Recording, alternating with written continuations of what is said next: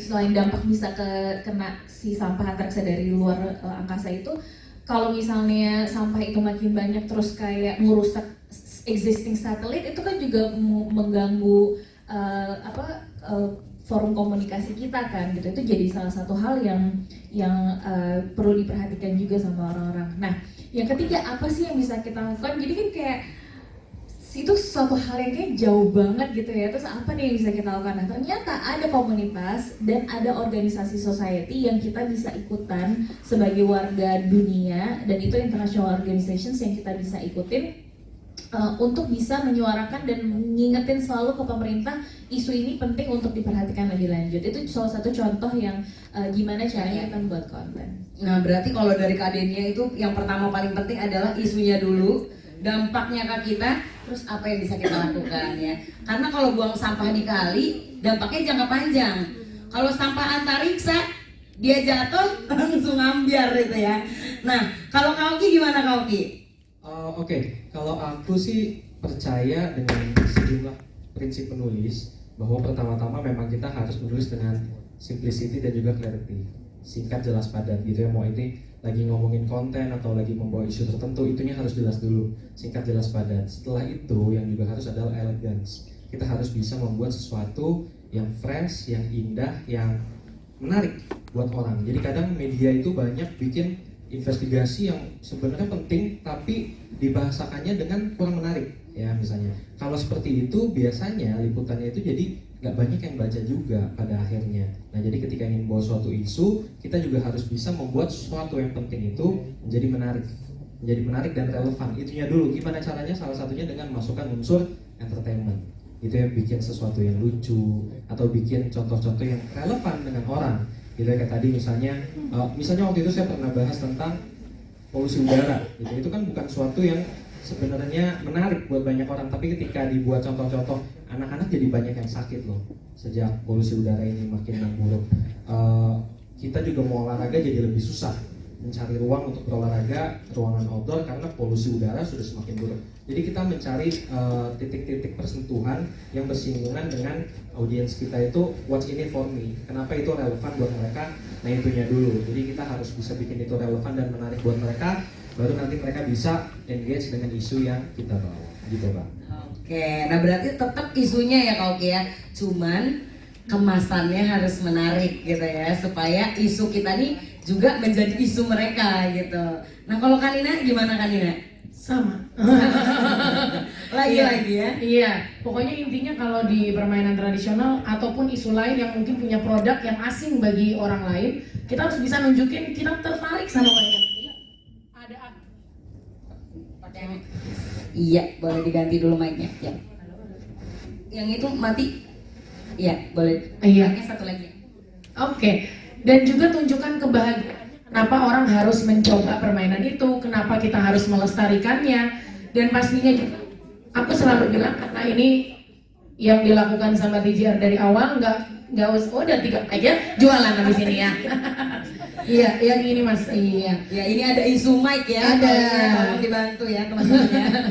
Iya, kalau aku selalu bilang sama teman-teman relawan, karena mungkin kita gerakan organik, jadi kita nggak terlalu bergantung dengan angkanya harus segini-segini. Jangan kecewa, jangan sedih kalau lihat angkanya ternyata yang like 1, ya nggak apa-apa ya. Satunya Bu Nina lagi. Ember ya, kita lagi. Jadi nggak usah khawatir. Yang orang selalu takut itu adalah nanti nggak dapat engagement yang banyak dan lain sebagainya. Tapi konsistensi kita dalam mengupload, bahwa kita keluar terus aja nih, isu kita penting, isu kita tuh sesuai, isu kita layak diperjuangkan. Meskipun awalnya cuma 1 like, lama-lama juga bisa jadi snowball yang sangat berefek gitu ya. Karena permainan tradisional atau isu-isu sampah dan yang lain itu gak cukup cuman 1 minggu 1 kali posting, 2 minggu 1 kali posting. Kapan orang mau ngehnya gitu? Lama-lama itu akan membawa dampak, orang share dan lain sebagainya. Itu jadi kekuatan bersama gitu. Jangan jadikan itu sebagai kelemahan, karena kita nggak akan pernah tahu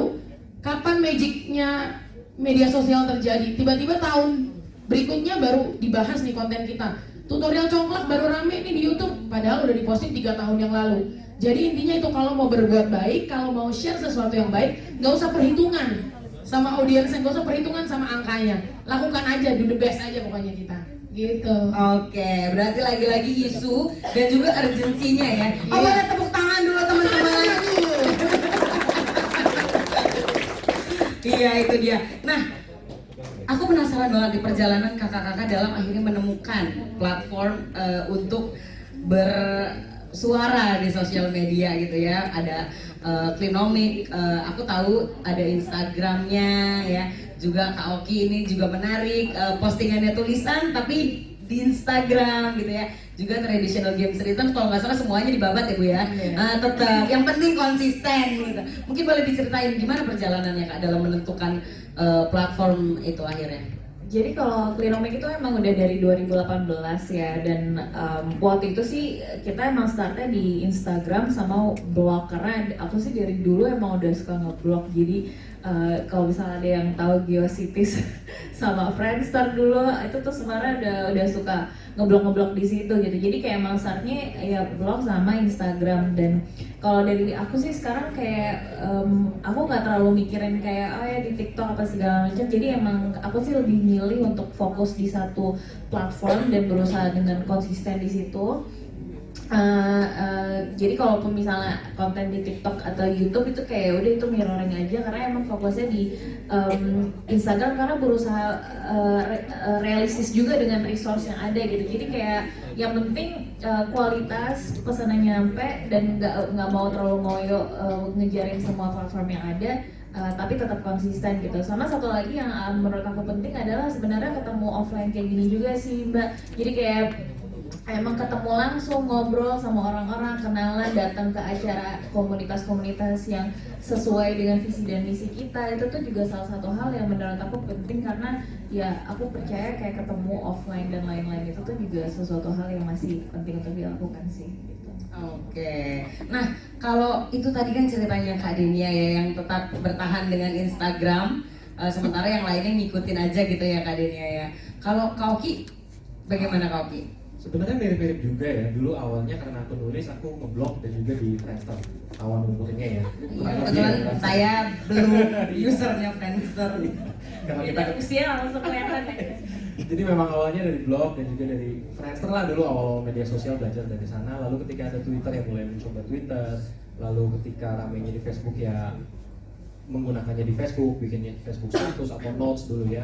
Dan belakangan saya juga berefleksi, oh gue lebih banyak menghabiskan waktu di Instagram, dan teman-temanku pun lingkungan terdekatku banyaknya di Instagram. Jadi ya udah coba aja nulis, bikin carousel gitu tulisan di Instagram, pelan-pelan ternyata lama-lama banyak juga yang mengapresiasi dari situ. Jadi pertama-tama yang jadi patokanku adalah aku dan audiensku, teman-teman terdekatku itu mereka nyamannya di mana, mereka mengkonsumsi kontennya itu di mana. Kalau aku sendiri jujur sampai sekarang aku bingung kalau buka TikTok. Itu rame banget buat aku itu rame banget dan nonstop, itu cepet banget kan, langsung ganti lagi, ada video lagi, itu aku kewalahan justru kalau di TikTok. Jadi aku sendiri buka TikTok tuh cuma kalau misalnya ada yang kirim nih ada kuliner enak di mana, baru aku buka. Kalau mamaku tiba-tiba share yang info hoax gitu, baru aku buka. Mama saya juga sering itu di grup keluarga biasanya kan kayak gitu, baru saya buka TikTok. Tapi selain dari situ saya jarang buka TikTok. Jadi memang saya sendiri nyamannya di Instagram, jadi ya udah saya membagikannya lewat Instagram dan ternyata diapresiasi. Oke, berarti tadi kurang lebih sama ya kayak Kak Denia dan Kak Oki, sebetulnya lebih mengedepankan mana platform yang bikin kita nyaman ya daripada platform yang bikin viral gitu ya. Kalau dari Kanina, gimana Kanina? Iya, aku jawab yang benernya dulu ya. Iya. Karena takutnya nanti aku juga lulusan ilmu komunikasi, sobat-sobatku ya. Jadi jangan sampai nanti memfasilitasi gitu. Iya, yang benernya pilih satu media sosial yang dikuasai, yang memang sesuai dan bisa berkomitmen di sana, betul ya. Itu ada segmentasi, targeting, positioning, itu semua harus kita lakukan di satu sosmed biasanya supaya ngumpul semua. Apalagi kita udah riset, oh ini media sosial ini yang terbaik nih untuk aku. Cuman mohon maaf lahir dan batin nih sobat-sobat ya, karena traditional games returns ini isinya relawan banyak, jadi kita manfaatkan semua yang ada. Ini salah satu strategi juga yang punya komunitas dengan banyak member. Nah itu jadi TGR semuanya ada, TikTok, Facebook, Instagram, Facebook masih ada sampai sekarang, Twitter, website kita juga bangun semuanya, LinkedIn juga semua Spotify bahkan ya, semuanya ada ya. Semuanya upaya untuk melestarikan permainan tradisional Bapak Ibu ya. Padahal kalau dipikir-pikir susah apa enggak? Tentu susah sekali, tapi dengan adanya relawan, tadi aku bilang keajaiban relawan itu mewujudkan semuanya bisa. Jadi pesan bisa macam-macam, ada yang teks pendek-pendek di Twitter, ada yang bersuara di Spotify dan lain sebagainya. Peluang-peluang itu bisa diambil oleh komunitas dengan media yang gratis, tinggal kitanya aja mau memanfaatkan apa enggak gitu ya. Soalnya juga banyak media-media mainstream, misalnya TV, radio dan lain sebagainya itu tertarik dengan apa yang kita posting, kemudian akhirnya terinspirasi untuk menghubungi ini kontak personnya, boleh nggak kita liput. Jadi dari yang media sosial bisa jadi lebih besar dibantu dengan kekuatan media mainstream lainnya. Jadi teman-teman komunitas pun isu yang teman-teman perjuangkan akan menjadi orang lain rasa penting, kemudian akan diadopsi tadi ilmu penting-pentingnya tadi, dan akhirnya dibantu sebarluaskan. Jadi itu adalah potensi dari media sosial yang nggak bisa kita tutupi. Apapun kemampuan kita, yang penting posting gitu. Posting kayak lele kompak gitu ya. Sama gitu ya. Oke, berarti menjadikan sosial media segala bentuk platformnya itu sebagai peluang gitu ya, Nina ya gitu. Karena dari sosial media ternyata bisa merambah ke media-media yang lain. Nah teman-teman, mungkin kita bisa ada satu pertanyaan untuk Kak Denia, Kak Oki, dan Kak Agnina. Silakan teman-teman yang mau bertanya, boleh angkat. Ya, boleh dong. Nunggu itu takutnya mereka. Oke, selamat siang Kak Mega. Terima kasih Kak Mega kesempatannya. Saya mau nanya ke Kak Agnina ya. Kak Agnina kan komunitas sebagai founder Traditional Games Returns. Nah, saya mau nanya, kebetulan saya salah satu volunteer untuk Bekasi Ritual. Nah, jadi kan kami selalu mengadakan kegiatan, saya tergabung dalam Ritual Indonesia gitu ya. Nah, apakah Kak Agnina ada kerjasama gitu ya, atau mungkin pelatihan-pelatihan yang bisa diikuti oleh saya dan teman-teman, biar karena kan pada saat misalkan kita event, misalkan di perpustakaan atau orang lingkungan yang memang sudah terbiasa bertemu dengan gadget, orang tuanya jauh lebih melek, itu jauh lebih enak. Nah, saya tuh kan salah satu kegiatan di Bekasi Ritual itu kami membacakan di CFD. Nah, orang-orang tuh banyak yang masih bingung, yang belum tahu membaca buku, dan bahkan yang menyedihkan ketika saya ngobrol ke anak-anak gitu ya. Kan saya pikir kalau di CFD tuh orang tuh datang untuk jajan gitu ya. Daerahnya juga kan kota Bekasi, maksudnya tidak terlalu jauh, bukan Indonesia yang di daerah terpencil. Ketika saya tanya anaknya, suka baca buku nggak? Suka, bukan buku pelajaran gitu. Jadi buku yang ada di rumah itu hanya buku pelajaran. Nah, akhirnya setelah pertemuan pertama kami tuh hanya bawa buku aja, pertemuan berikutnya kami menyediakan hula hoop gitu ya. Jadi kalau anak-anak tuh, oke, yuk sambil baca. Banyak yang takut gitu kalau mau datang ke kebun kami gitu, atau enggak orang tuanya tuh, ayo udah yuk kita mau ke sana gitu. Boleh nggak ngajakin kami gitu ya, ada kegiatan biar kami bisa meng-create acara itu bikin menarik anak-anak gitu ya dengan cara sederhana, atau ada tips gitu buat kami. Ya gitu ya Kak Agnina, terima kasih. Oke, terima kasih. Silakan boleh langsung dijawab Kak Agnina. Iya, kita sesama Bekasi Bu. Traditional Games Returns ada Jatibening Estate ya. Jadi kalau ada yang mau mampir juga boleh gitu. Iya. Jadi bagaimana menarik minat anak-anak? Tentunya kita tunjukin dulu rasanya kita tuh membaca nyaring. Ritual itu dongeng lah, kayak dongeng. Ritual baca nyaring gitu teman-teman ya. Jadi itu bisa kita duluan yang mulai. Gimana caranya kita mencontohkan membaca, anak-anak mungkin jadi audiensnya dulu. Ntar begitu anaknya tertarik, gantian anaknya yang akan membacakan. Nah, untuk training dan peluang kolaborasi, Traditional Games Return selalu siap menerima, karena kita biasanya juga sebelum mulai main, entah ada ice breaking, ada dongeng, ya Ritual salah satunya.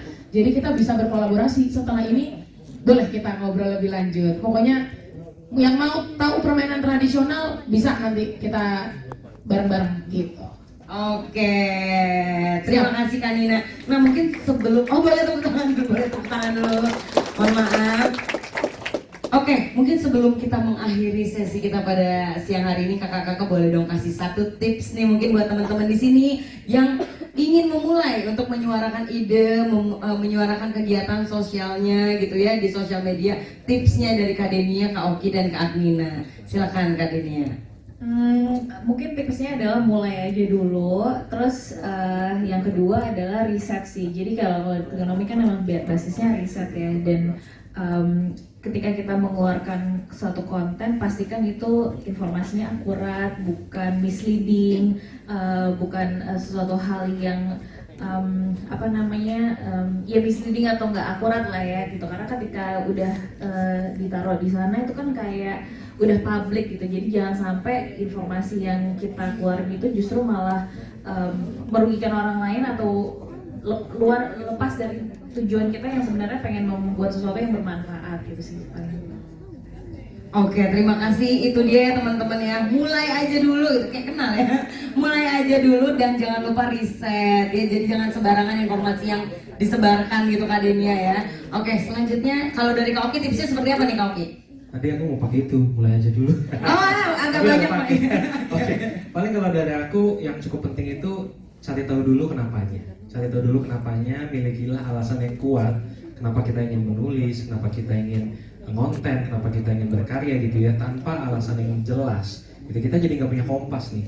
Ketika nanti kita mulai ngonten, yang lagi ramai bikin ini ikutan. Trennya sekarang ini ikutan.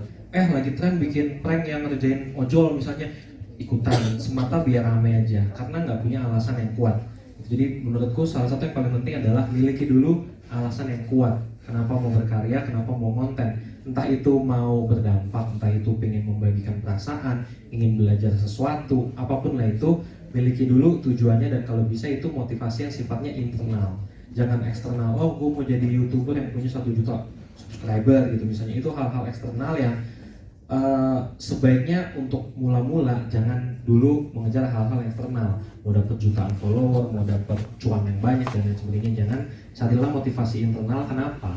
Karena berdasarkan riset, kalau misalnya kita melakukan sesuatu, misalnya punya resolusi tahun baru dan lain sebagainya, kalau motivasinya itu internal, ketika suatu saat ada halangan, ada hambatan, kita lebih mungkin untuk bertahan, kita lebih mungkin untuk tetap berjuang melawan semua hambatan itu. Tapi kalau motivasinya eksternal, entah itu follower, jumlah uang, pujian dan lain sebagainya, ketika ada hambatan, ketika kita terbentur tembok, itu akan cepat banget untuk kita menyerah. Paling dari aku itu aja. Terima kasih banyak Kak Oki. Terakhir untuk Kanina, silakan tipsnya. Sebelum kasih tips, aku mau kasih pertanyaan. Boleh. Pada punya sosial media, kakak-kakak? Siapa yang postingan media sosialnya 0?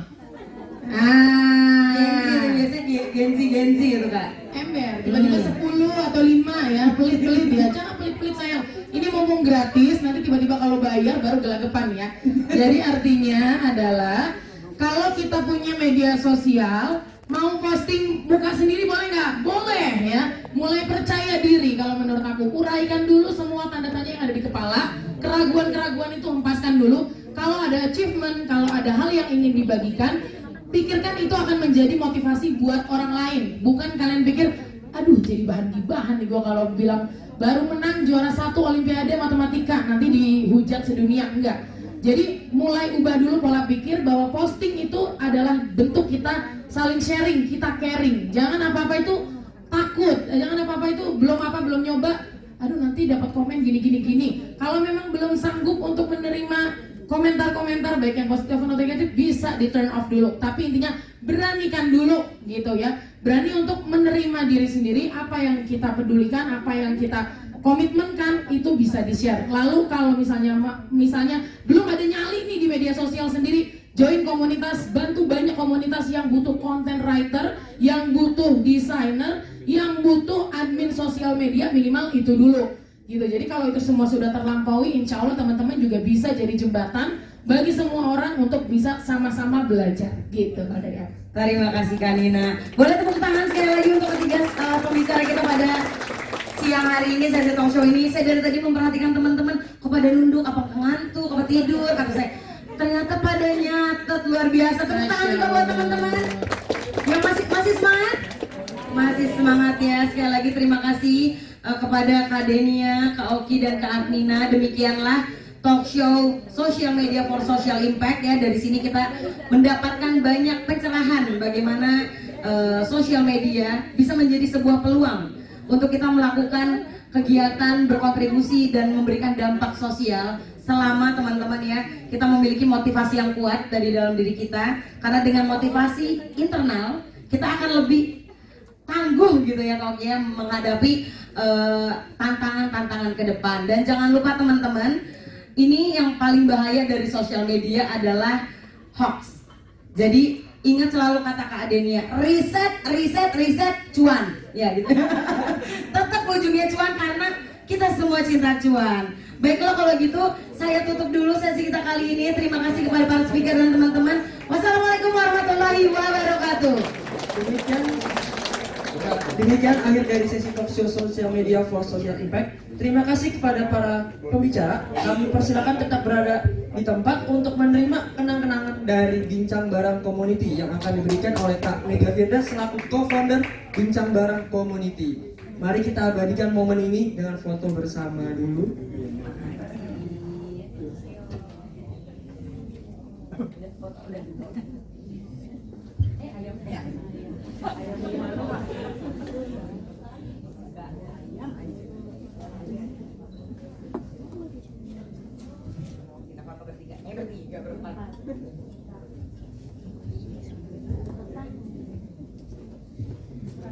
Oh, kurang dekat.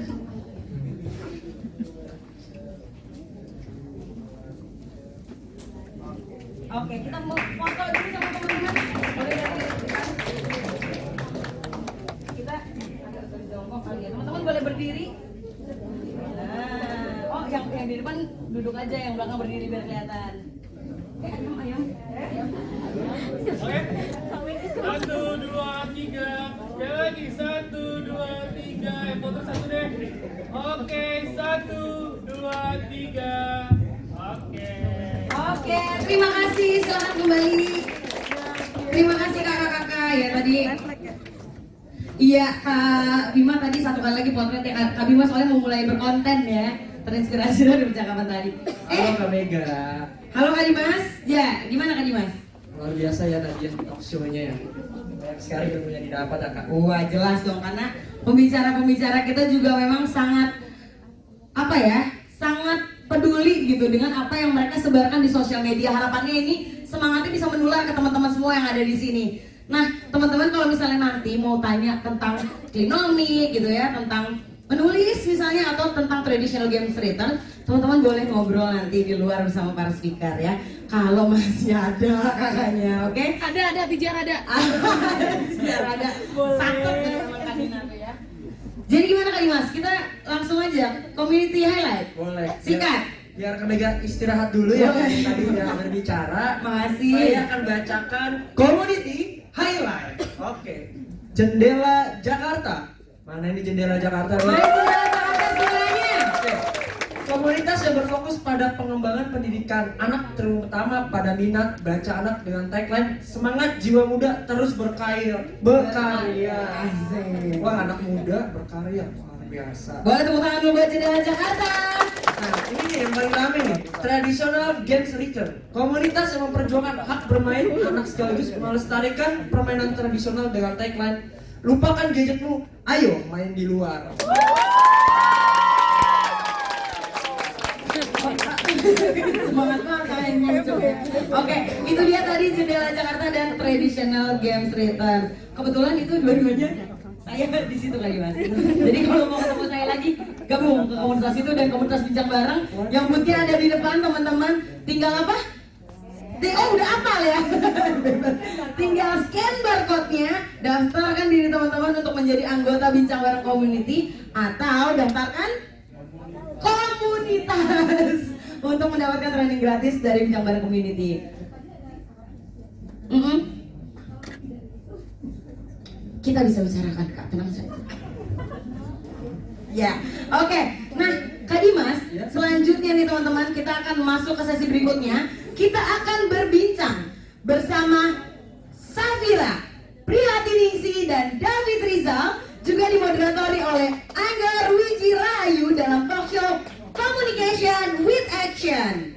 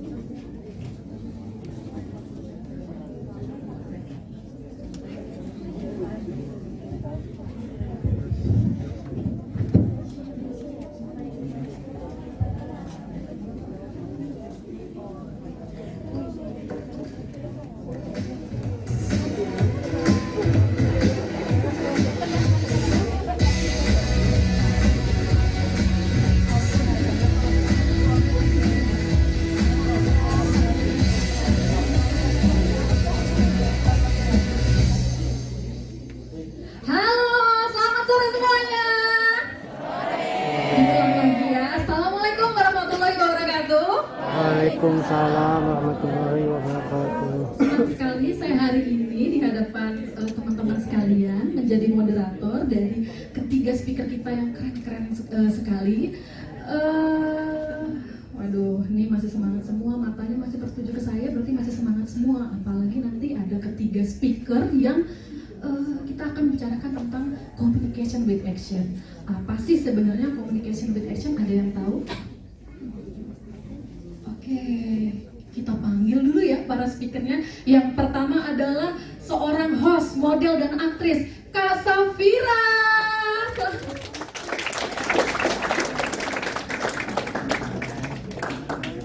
Hai, selamat datang Kak Safira. Sehat Kak? Hai Kak Safira. Mau duduk mana? Boleh pilih first, ladies first Kak. Oke. Yang kedua, di sini Kak Safira. Oke, sehat Kak Safira? Alhamdulillah. Assalamualaikum semuanya, apa kabar? Waduh, udah ada yang langsung fans nih ya bicara. Kita panggil nih speaker yang kedua yang tidak kalah kerennya, seorang MC, host dan konten kreator, Kak David Rizal.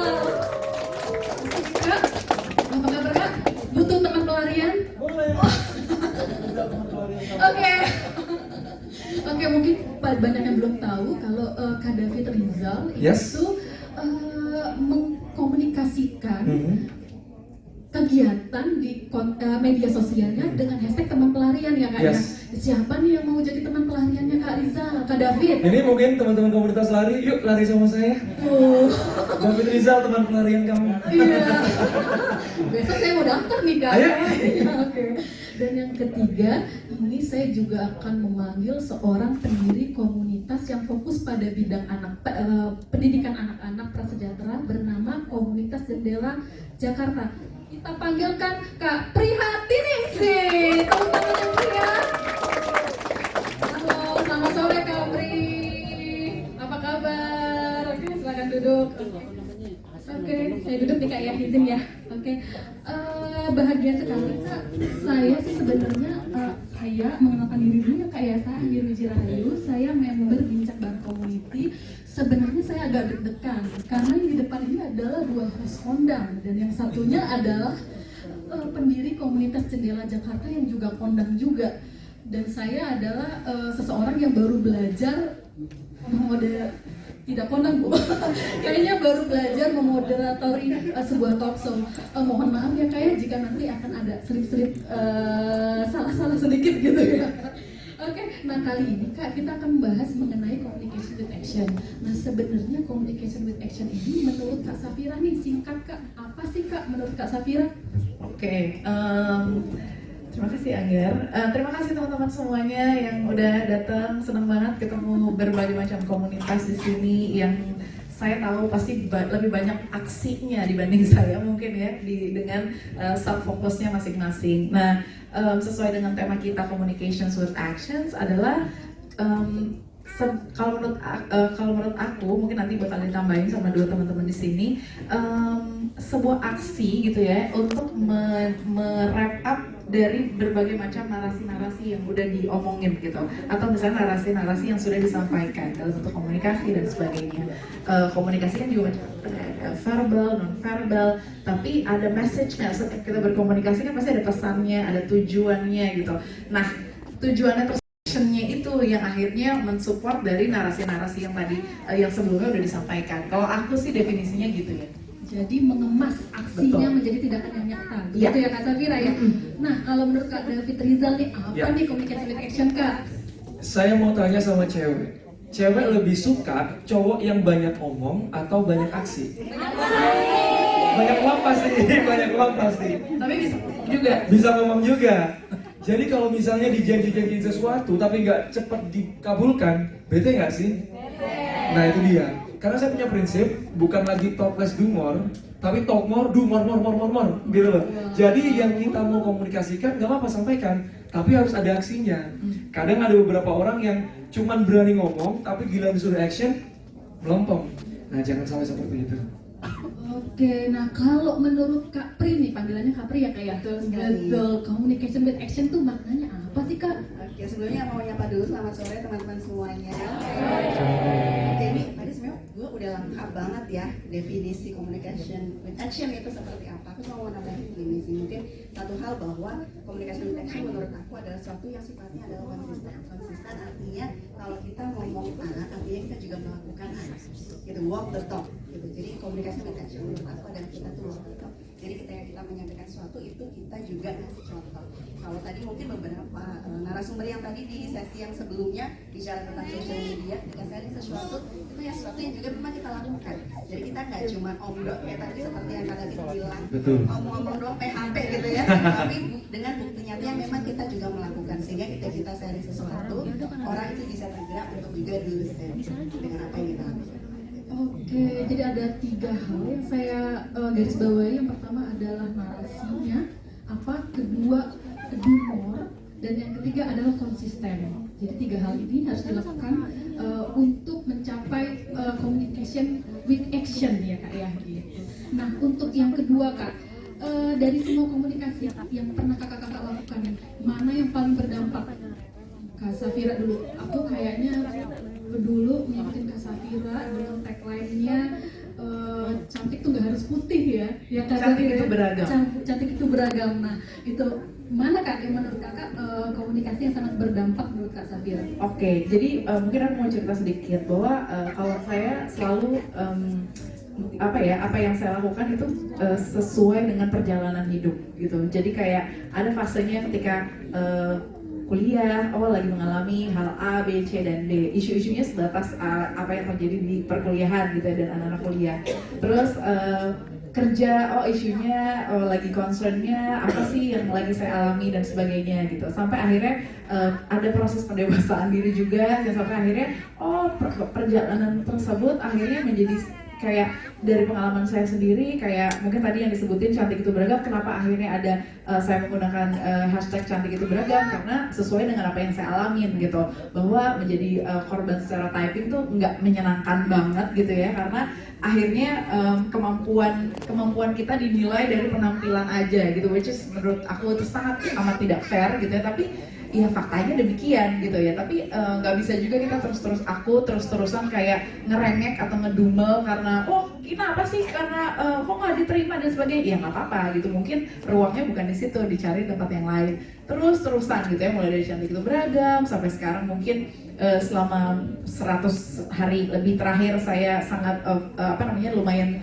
menggunakan sosial media dengan isu global, yaitu apa yang terjadi di Gaza gitu, dan saya juga masih siaran berita juga gitu. Jadi memang isu sosial, isu politik itu jadi makanan sehari-hari yang akhirnya tap into ke postingan saya di media sosial gitu. Jadi yang paling berdampak ada masaknya. Ketika saya lagi nggak terlalu tap in ke isu-isu sosial dan mungkin apa yang terjadi di dunia luar gitu ya, sangat personal, cantik itu beragam.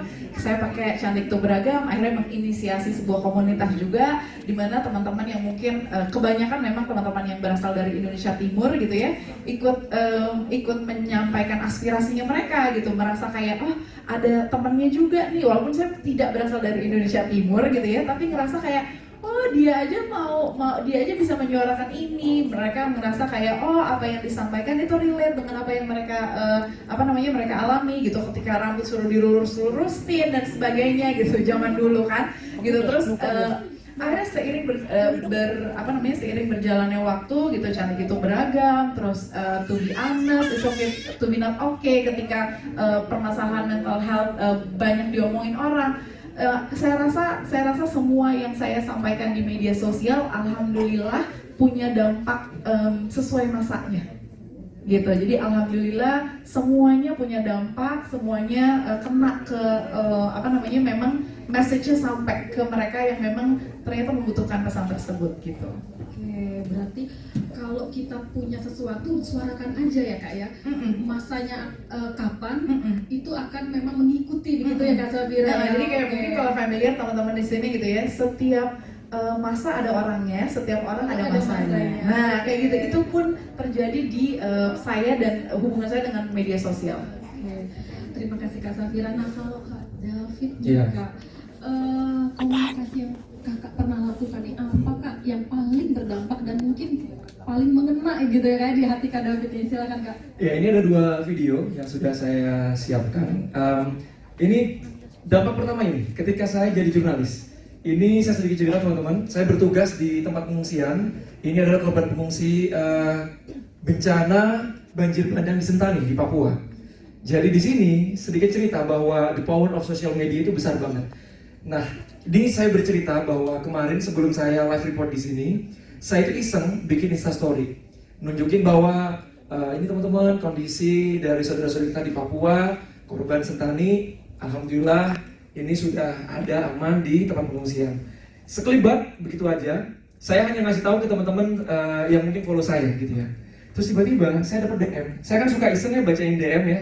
Kalau tadi Mas Firza katanya nunggu mood baca DM, saya suka tuh iseng-iseng tuh baca DM request dan segala macam. Sampai akhirnya ada 2 orang yang hampir bersamaan nge-DM saya, Kak, coba boleh nggak kakak ke tempat pengungsian lagi cerita. Ini nih saya lagi cerita di sini bahwa sosial media saya ini ada yang DM.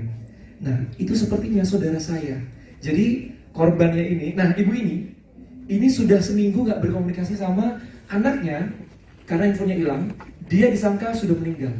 Bahkan saudaranya di Jawa Timur menyangka udah meninggal. Bahkan mereka katanya sudah bikin persiapan mau tahlilan. Karena nggak ada yang tahu kabarnya. Akhirnya saya kesini saya pastikan, Bu, ini yang DM. Ada yang bilang katanya ibu saudaranya.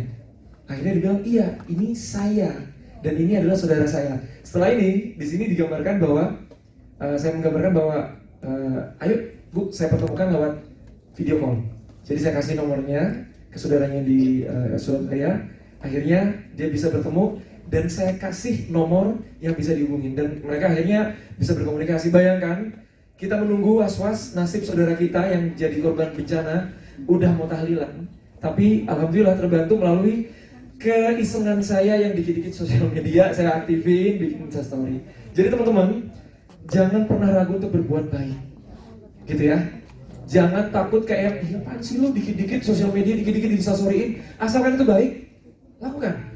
Karena kita nggak tahu, berdampak itu mungkin dirimu berdampak secara masif ya. Kalau saya lebih memilih bahwa, ya udah, walaupun saya tidak mengandalkan massa yang besar, tapi seenggaknya ada orang yang saya bantu di dunia ini. Itu jadi amal buat saya. Nah ini cerita saya di jurnalis. Betul. Kalau yang di tempat lain sedikit singkat, saya sudah berhenti, Bapak Ibu, teman-teman, kakak-kakak semua jadi jurnalis. Saya tiba-tiba keracunan lari. Keracunan lari. Saya resign di bulan Agustus 2023 karena saya berpikir bahwa kayaknya dunia lari adalah dunia baru saya. Nah ini adalah anak yang saya bantu. Ini namanya Erika. Dia saya temukan ketika saya pulang kembali ke Bondowoso, ke kampung saya. Saya bikin acara berbagi, lari untuk berbagi. Saya kumpulkan barang-barang running gear, sepatu, jersey, apapun itu dari teman-teman pelari di Jakarta. Saya bagikan secara gratis. Setelah itu ada yang DM teman saya yang mungkin dia punya concern sama pelari muda. Dia bilang, Fit, ada yang bisa kita bantu lebih nggak? Gue mau ngasih duit buat lo beliin apapun yang dibutuhkan. Dia bilang katanya butuh jam tangan untuk record larinya. Akhirnya saya kasih kasih surprise. Saya belikan jam tangan. Nah ini dia, saya belikan jam tangan untuk Erika. Karena Erika selama ini katanya kalau ngitung pace teman-teman, dibantu bapaknya pakai manual, pakai motor. Jadi hitungannya tuh speedometer. Dia senang. Akhirnya saya pikir gini, ini anak potensialnya tinggi. Bahkan ketika saya pulang kembali ke Jakarta, bapaknya datang, dia bilang saya nggak punya apa-apa mas, dia ngasih peyek. Saya tersentuh. Ya Allah Bapak, nggak usah Pak, nggak apa-apa Pak, karena sudah dibantu. Akhirnya saya bantu dan sekarang dia masuk seleksi di pembinaan atlet muda di Jakarta, di Ragunan. Itu berkat aksi yang saya sering lakukan dan ternyata Tuhan memberikan jalan. Gitu. Sebenarnya aksi kecil tapi berdampak yang sangat nyata ya Kak. Lakukan itu. Lakukan Tuhan dulu itu ya. pasti akan memberikan jalan. Oke, terima kasih. Nah, menurut Kak Pri sendiri nih Kak, mana yang paling berdampak Kak dari kegiatan-kegiatan yang sudah Kakak lakukan Kak? Oke, ini kalau mungkin cerita saya agak sedikit berbeda. Kalau tadi Kak Syafira sama Kak David bicara tentang peran sosial media gitu ya. Kalau saya mungkin, karena komunikasi itu kan ya memang meskipun sosial media sekarang lagi booming, tapi kan nggak selalu lewat sosial media. saya pernah mungkin ada cerita gitu ya sekitar tahun, saya lupa, mungkin sekitar 2015. Waktu itu saya sama teman saya itu iseng kepengen bikin event berbagi di bulan Ramadan untuk tukang sapu yang ada di Monas. Cuman kan Monas tuh besar banget, tukang sapunya tuh ada 100-an lebih. Kalau cuman kita berdua, kayaknya uangnya nggak cukup. Jadi yaudahlah, kita kayak 20 orang aja udah alhamdulillah kita pengen berbagi alat sholat gitu ya, alat ibadah gitu. Ada mukena, ada sarung untuk bapak-bapaknya. Terus ngomong ke temen yang lain, cerita, kita pengen ini ada cerita, kita kasih tahu bahwa ini ada tukang sapu di Monas, mereka sering kita pengen berbagi lah ke beliau-beliau gitu ya, kita pengen berbagi alat ibadah gitu, secukupnya saja. Terus tertarik ternyata ikut gitu. Akhirnya kita coba share juga di WA grup kantor gitu ya. Ternyata banyak yang tertarik untuk menyumbang gitu, berdonasi. Sampai akhirnya dari yang tadi niatnya kita cuma berdua, cuma mungkin targetnya sekitar 20 orang dengan uang pribadi kita. Akhirnya terkumpul donasi sebanyak waktu itu 50 juta, itu 2015 lumayan banget ya kan. Akhirnya kita nggak cuma berbagi alat sholat, tapi bisa kasih sembako juga, kita bisa bikinin acara, kita undang ustadz untuk ngasih pengajian, kemudian kita bahkan sampai undang ada teman yang kebetulan suka main musik, kita undang untuk mengisi acara, kita siapin juga buka puasa waktu itu karena bulan puasa. Jadi ternyata hal baik yang kita mau lakukan, kalau kita ceritakan ke orang, bisa jadi menginspirasi, bisa jadi juga orang tergerak untuk ikut juga berbuat baik gitu. Jadi nggak harus lewat sosial media, cerita aja ke sekitar kita.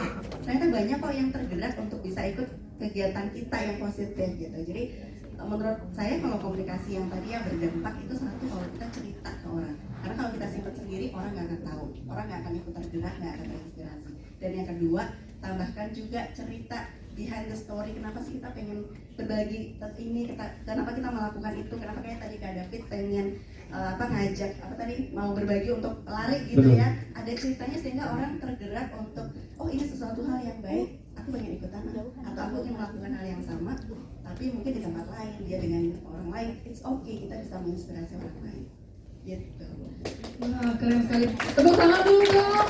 Saya ingin nambahin sedikit bahwa kalau teman-teman mungkin yang di Muslim yang mungkin juga punya keyakinan lain bahwa katanya kalau memberi sebisa mungkin tangan kanan memberi, tangan kiri jangan sampai tahu. Tapi jangan video, jangan video.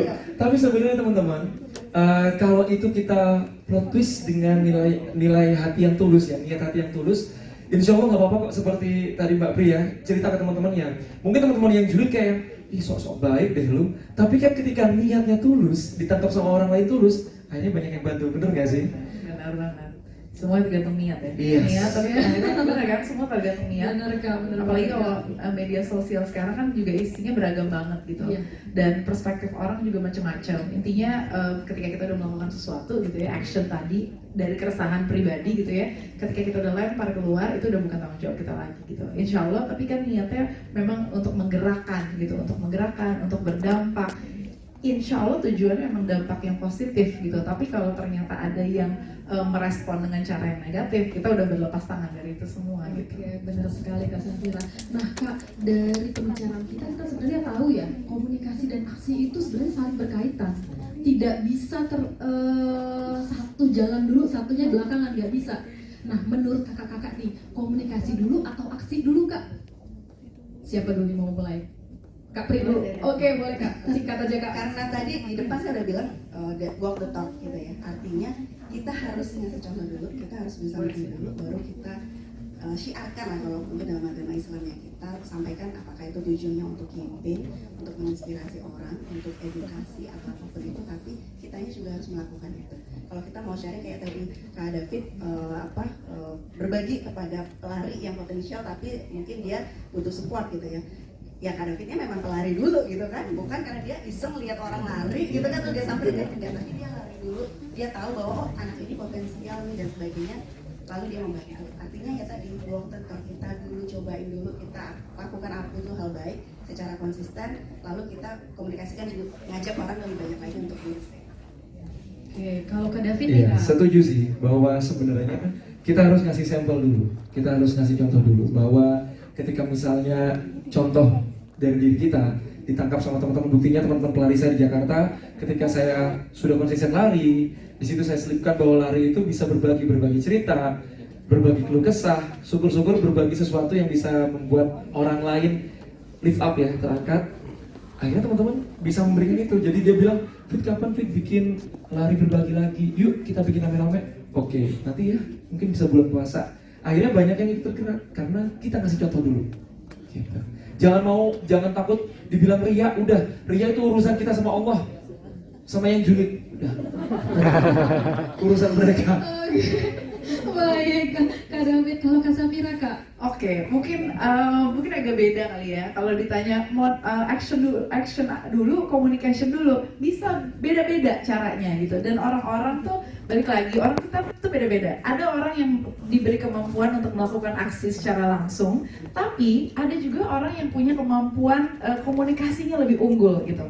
Jadi mungkin bagi-bagi tugas gitu. Inilah kenapa akhirnya kita butuh lebih banyak komunitas-komunitas bekerja secara kelompok supaya dampaknya lebih luas lagi. Jadi kayak kalau saya mungkin ada momennya di mana saya melakukan aksi dulu dalam cantik itu beragam, karena memang saya udah melakukan, maksudnya akhirnya saya lakukan secara saya tidak sadari, ketika disadari sama orang lain, bisa jadi contoh loh gitu, menjadi confident dengan my skin tone misalnya gitu. Dengan dulu mungkin ada beberapa di sini yang tahu rambut saya biarin keriting aja gitu ya, tapi maksudnya saya tetap tampil dengan penampilan yang seperti itu dulu ya.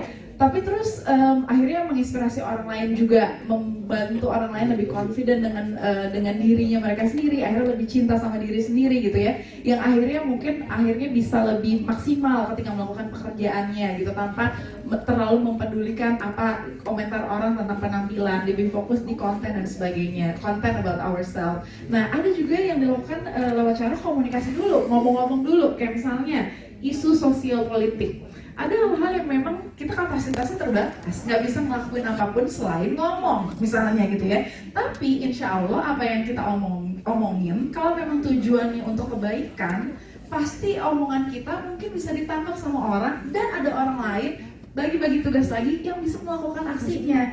Dan kadang-kadang kita tuh secara tidak sadar suka ngejudge orang lain. Kayak misalnya, dia ngomong melulu, ngomong mulu, ngomong doang, gak ada aksinya. Kita gak pernah tahu. Mungkin dia mendelegasikan kepada orang lain, atau mungkin banyak orang yang silent aja, tapi ternyata mungkin amalannya lebih banyak. Jadi kayak gak bisa, semua tuh tergantung konteks menurutku. Tapi idealnya memang walk the talk gitu. Makanya kita butuh banget komunitas teman-teman untuk bekerja sama. Karena basically kita manusia makhluk sosial. Kita bukan bukan makhluk individual, karena kita memang kita diciptakan sendiri, tapi insya Allah kita punya peran yang memang untuk kelompok, karena kita semakin kuat kan, semakin dengan grup, dengan kelompok yang tepat, kita akan semakin kuat gitu, dan semakin banyak orang yang mau menjalankan peran-perannya masing-masing. Oke, baik komunikasi. Tepuk tangan dulu ya. Untuk kita, baik komunikasi dulu ataupun aksi dulu, yang penting humor ya Kak. Dan mulai dari diri kita sendiri. Oke. Sebenarnya dengan ngomong itu udah aksi. Iya, benar sekali. Oke. Nah Kak, kalau nih rekan-rekan kita nih ada interest untuk menyuarakan sesuatu tuh, bagaimana cara mengkomunikasikannya Kak? Dimulai dari apa sebenarnya? Sampaikan dengan jelas, gitu ya. Karena kadang-kadang ada orang yang disampaikan dengan jelas pun dia nggak mudeng-mudeng gitu. Jadi sampaikan dengan jelas niat kalian, maksud baik kalian. Yaitu jangan takut dinyinyirin orang. Yang penting kalian niatnya tulus. Insya Allah yang nyinyir itu nanti akan berubah menjadi pendukung kalian. Biarkan followers itu akhirnya mengikuti kalian sendiri tanpa kamu untuk minta full beda. Tapi juga ini mungkin ada contohnya gitu ya. Kadang-kadang kita melihat sesuatu sebagai satu hal yang negatif, tapi ternyata di masa yang tepat itu jadi satu hal yang impactful. Mungkin teman-teman di sini ada yang tahu julid fisabilillah? Yes. Kita tahu julid adalah sesuatu hal yang negatif. Tapi ketika konteksnya tepat gitu untuk ngebantuin saudara-saudara kita yang ada di Gaza, apa yang terjadi di sana gitu ya, atas nama kemanusiaan, ternyata kemampuan julid kita itu bisa banyak membantu gitu, insya Allah. Ya.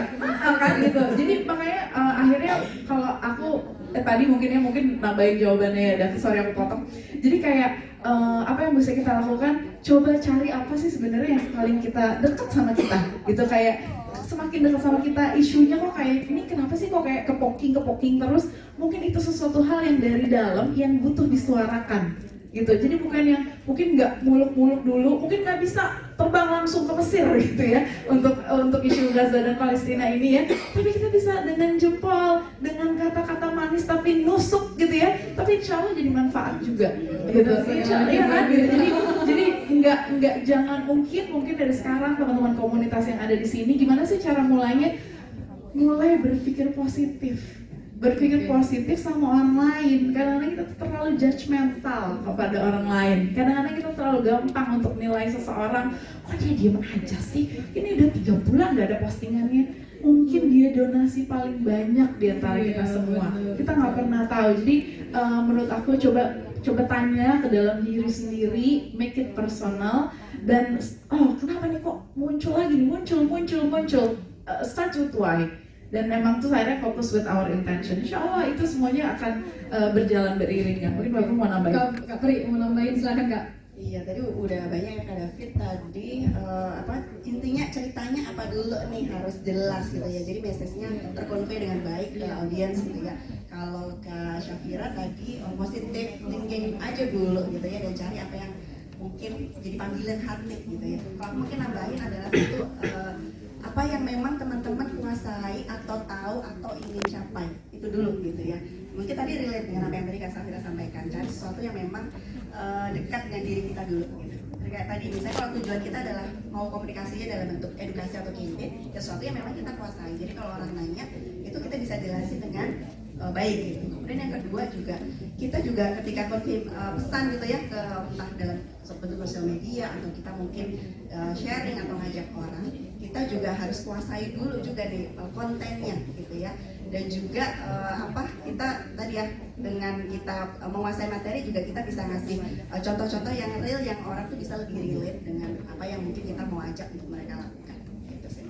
Oke, terima kasih banget ketiga kakak speaker. Tapi sebelum menutup talkshow kali ini, saya mau butuh satu penanya deh ya Kak ya. Boleh ya? Satu penanya dong. Bapak udah semangat bener. Oke, kita kasih kesempatan untuk Bapak di depan, silakan. Terima kasih. Tapi saya nggak nanya nih, cuma menambahkan seri boy. Asal jangan julid Pak. Ya, jangan julid. Ini tadi menambahkan dari talkshow ini menarik banget, dan saya mau berbagi sedikit. Saya di komunitas taman bacaan, di rumah ada taman bacaan. Kemudian istri saya ketua komunitas sedekah mainan. Nah, bagaimana memulainya? Istri saya mencontoh sedekah mainan yang sudah dilakukan seseorang di Bekasi. Kita datang berdua tanya, gimana sih? Kita mau juga berbuat baik seperti Anda, dikasih tahu. Akhirnya untuk wilayah Jakarta diserahkan kepada istri saya sebagai koordinator. Nah, dampaknya seperti dikemukakan di media sosial, ternyata sedekah mainan ini artinya orang yang punya mainan yang tidak digunakan lagi oleh anak-anaknya diserahkan ke kita. Kemudian kita menyerahkan lagi kepada anak-anak yang membutuhkan. Nah, biasanya mainan yang bekas itu kita cuci lagi, boneka yang kira-kira udah bau lepek itu kita laundry, kita bungkus lagi, kemudian kita bagikan lagi. Nah, pengalaman yang menarik karena dibantu oleh media sosial Instagram, kemudian kami ditelepon seseorang ingin menyumbangkan mainan. Ini yang spektakuler. Saya kira akan diberikan beberapa mainan. Saya datang ke Kalideres, rupanya satu mobil Yaris gak muat. Jadi waktu kita datang ke rumah semuanya diserahkan ke kita, masih dibungkus plastik, masih utuh, karena dia sudah berhenti berjualan, diserahkan ke kita, kemudian kita bagikan. Dan yang kedua, datang lagi seorang bapak membawa satu mobil buku bacaan yang baik sekali, kemudian kita bagikan lagi ke taman bacaan, ke rekan-rekan kita. Artinya kita bisa meniru yang telah dilakukan. Apa yang sudah dilakukan ya Pak ya. Oke, terima kasih Pak. Bapak siapa Pak? Pak Suradi. Pak Suradi. Oke, tepuk tangan yang meriah untuk Pak Suradi. Oke, kakak-kakak, karena waktunya sudah habis dan tadi sebenarnya bukan pertanyaan, tapi sebenarnya sebuah contoh nyata yang kalau kata Kak Syafira, Kak David dan Kak Pri itu harus dilakukan mulai dari diri kita sendiri. Sekecil apapun itu bisa berdampak yang luas bagi masyarakat sekitar. Bukan hanya harus Indonesia ya Bu ya, tapi bisa jadi di komunitas kita sekitar. Demikianlah talkshow sesi kali ini. Saya akhiri, terima kasih dulu buat Kak Safira, Kak David, dan Kak Pri. Tepuk tangan yang meriah bagi speaker-speaker kita. Saya akhiri, wabillahi taufiq wal hidayah. Wassalamualaikum warahmatullahi wabarakatuh. Demikianlah akhir dari sesi talk show Communication with Action. Terima kasih kepada para speakers. Kami persilakan tetap berada di panggung untuk menerima kenang-kenangan dari Bincang Bareng Community yang akan diberikan oleh Angger Wiji Rahayu, anggota Bincang Bareng Community. Mari kita abadikan momen ini dengan berfoto bersama.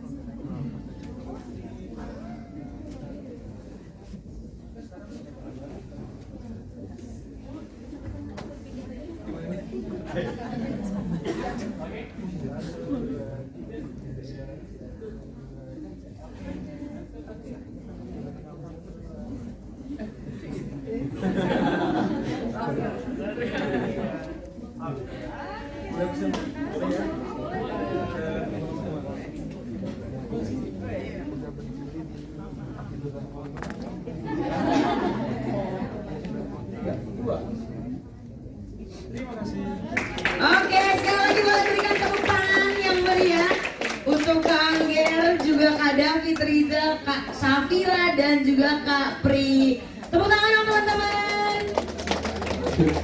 Masih semangat? Assalamualaikum. Waalaikumsalam. Masih semangat? Apa iya? BBC? Kompak. BBC? Kompak. BBC? Kompak, kompak, kompak. Begitu dia semangat yang saya maksud. Nah, gimana Kak Dimas?